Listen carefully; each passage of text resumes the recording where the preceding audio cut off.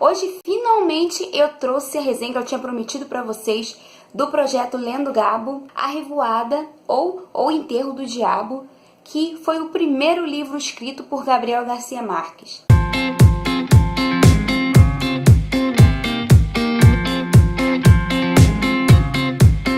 Eu vou dizer pra vocês logo que esse aqui se tornou, até então, um dos meus livros favoritos do autor. Na verdade, agora que estão em primeiro e segundo lugar é A Revoada e Crônica de uma Morte Anunciada. Todo mundo sabe, já saiu resenha também de 100 Anos de Solidão, mas 100 Anos de Solidão não se tornou meu livro favorito do autor. Eu percebo o quanto essa obra foi grandiosa, mas eu acho que tem muito da questão da gente se identificar com os personagens e de você curtir a leitura. Eu achei que esse livro, em poucas páginas, conseguiu fazer comigo que 100 Anos de Solidão não conseguiu. Sei que 100 Anos de Solidão é um livro incrível, mas eu li bem devagar porque eu não conseguia ficar muito tempo ali na história dos personagens. Eu ficava um pouco cansada de tudo que acontecia, às vezes em uma página acontecia muita coisa. E esse livro não, esse livro aqui ele não tem um realismo mágico.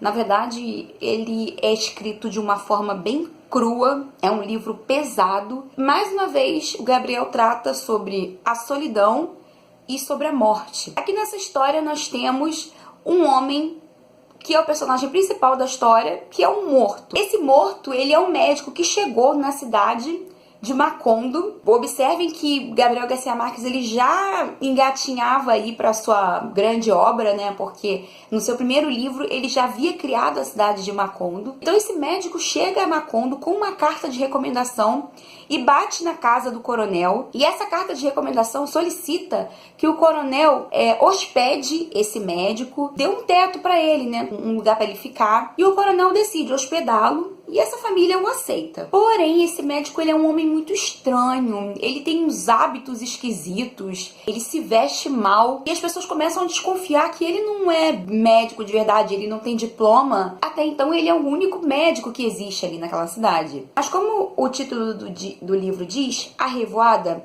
ou Enterro do Diabo, esse homem ele era considerado pelo povoado o diabo. Ninguém gostava dele.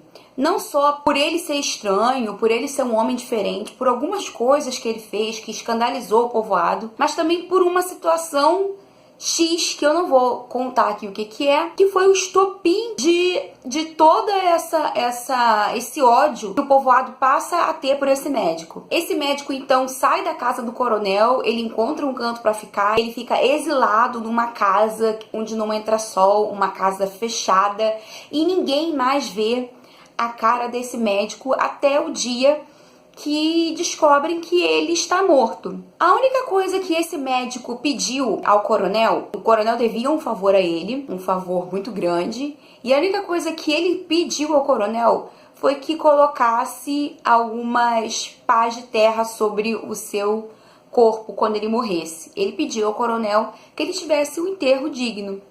E é isso que o coronel vai fazer. Só que a população não vai deixar. A população não quer que esse homem tenha um enterro digno. Não é que eles não queiram que ele seja sepultado, mas eles não querem que ele tenha um enterro digno por conta desse fato que aconteceu e que fez com que todo mundo tivesse um ódio muito crescente por esse homem. Então, a partir daí, nós vamos ter a narrativa de 3 pontos de vista diferentes.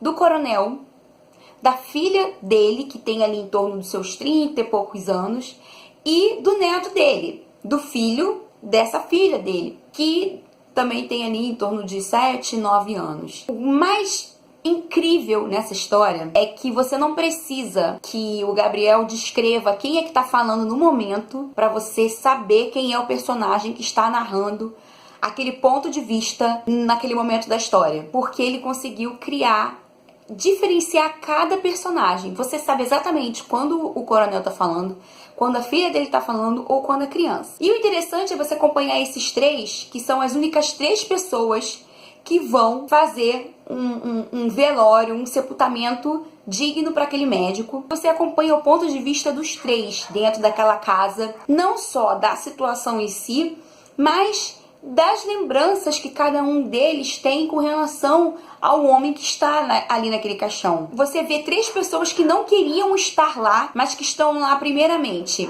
O homem está lá porque ele se sente em dívida com o médico, por uma obrigação. A menina vai porque ela não quer desagradar o pai e ele pede que ela vá. E a criança vai porque ela é obrigada a ir. A mãe leva a criança justamente porque ela sente que a cidade não vai fazer nenhum tipo de retaliação se uma criança estiver junto com eles. E ao longo de toda a leitura, o leitor fica tenso, porque a gente se sente dentro daquela casa, aquela casa sem luz, aquela casa junto com o corpo que está sendo velado, está sendo preparado para sair. As portas da casa estão fechadas ainda. Então essa tensão acompanha o leitor durante toda a leitura.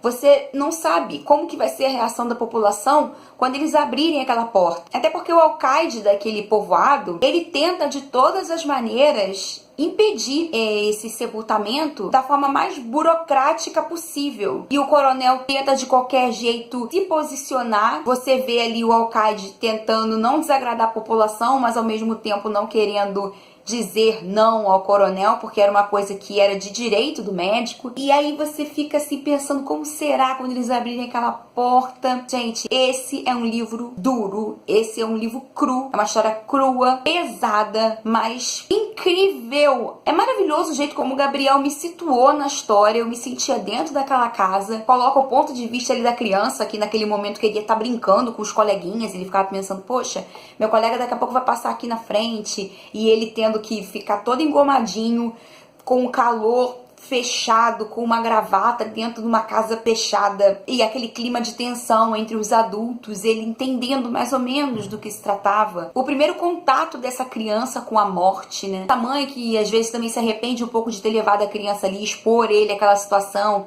mas ao mesmo tempo ela se sente segura do lado do filho, e o pai se sente seguro do lado da filha. Então é muito incrível esse livro, eu quero reler o mais rápido possível, porque eu fiquei apaixonada por essa história. Bom, gente, eu prometi a um dos meus inscritos aqui do canal, que ele pediu que eu colocasse em ordem cronológica as publicações, os livros do Gabriel Garcia Marques. Aqui embaixo, no box de descrição, eu vou deixar o link do blog, e lá no blog, para quem também ainda não visitou, não conhece o blog, dá uma visitinha lá. Eu vou colocar uma publicação desse vídeo, e lá eu vou colocar direitinho a ordem de publicação dos livros do Gabriel. Esse aqui foi o primeiro livro escrito por ele.